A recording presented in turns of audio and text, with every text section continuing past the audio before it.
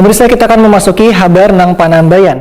Ribuan buruh yang tergabung dalam organisasi Federasi Serikat Pekerja Metal Indonesia Kalimantan Selatan melakukan demo besar-besaran di muka kantor DPRD Kalimantan Selatan.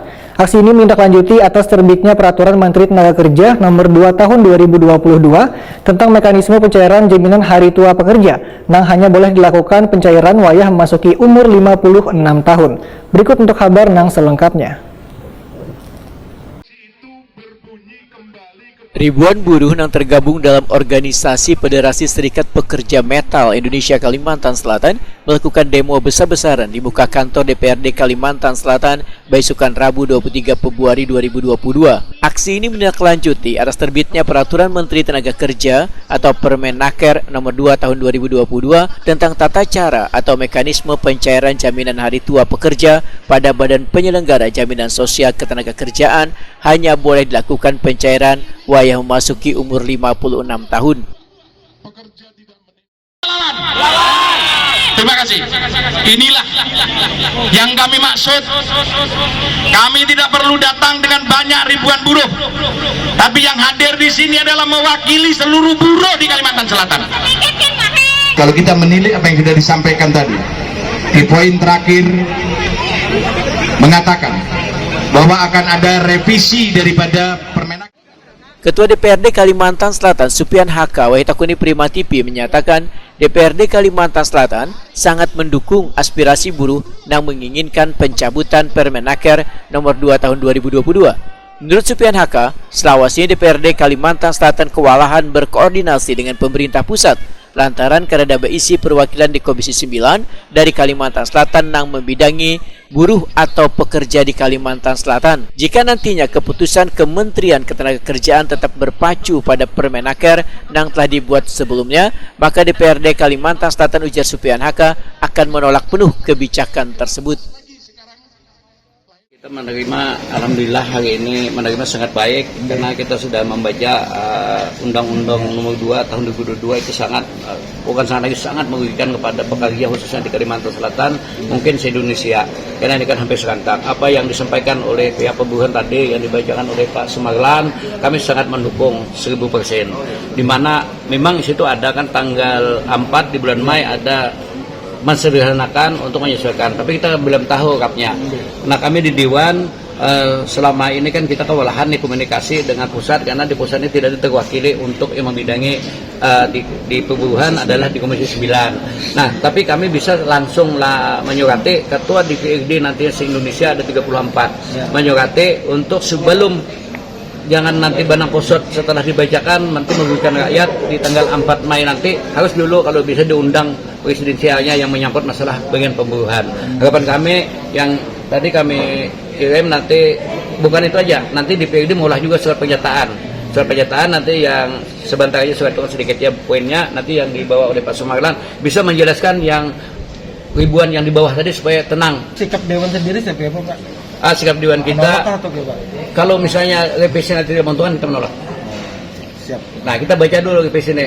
Kalau menganggap itu mudarat, tidak ada manfaat, pasti kita tolak ya. Nah, tapi kalau itu bermanfaat, lanjutkan. Kepala Dinas Tenaga Kerja Wan Transmigrasi Kalimantan Selatan Siswansa menyatakan akan menunggu keputusan yang telah dibuat oleh pemerintah pusat karena pada Mei 2022 akan dilakukan revisi pada Permenaker Nomor 2 Tahun 2022.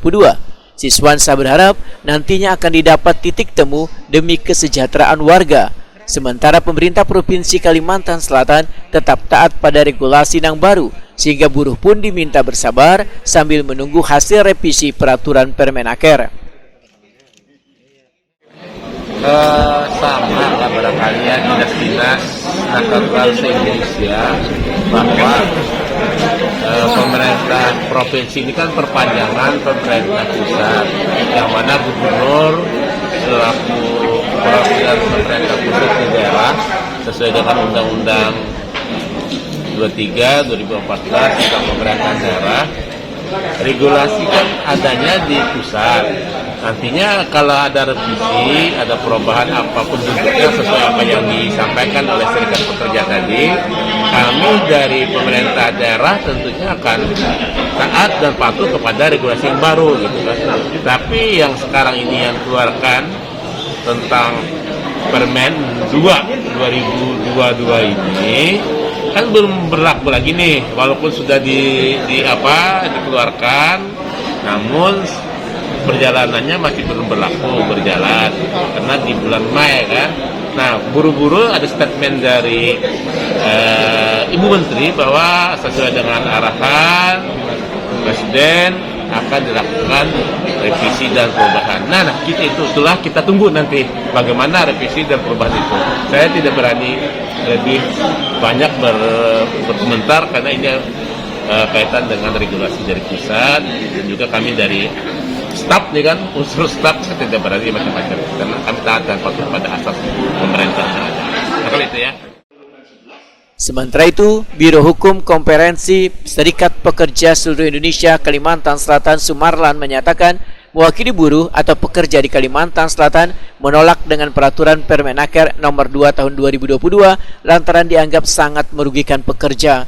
Sumarlan menyatakan jika Permenaker nomor 2 tahun 2022 akan dicabut, maka buruh atau pekerja di Kalimantan Selatan akan keluar dari kepesertaan BPJS Ketenagakerjaan.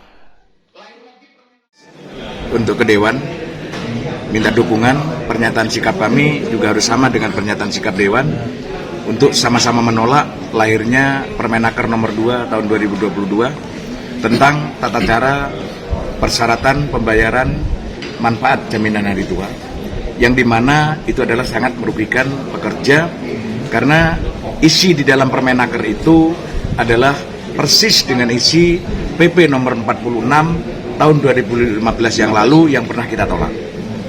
Oleh karena itu, pernyataan sikap kami, satu, apabila Permenaker ini tidak dicabut dan dikembalikan kepada Permenaker nomor 19 tahun 2015, kami akan menyatakan sikap buruh Banua, akan menyatakan sikap keluar dari kepesertaan BPJS Ketenagakerjaan.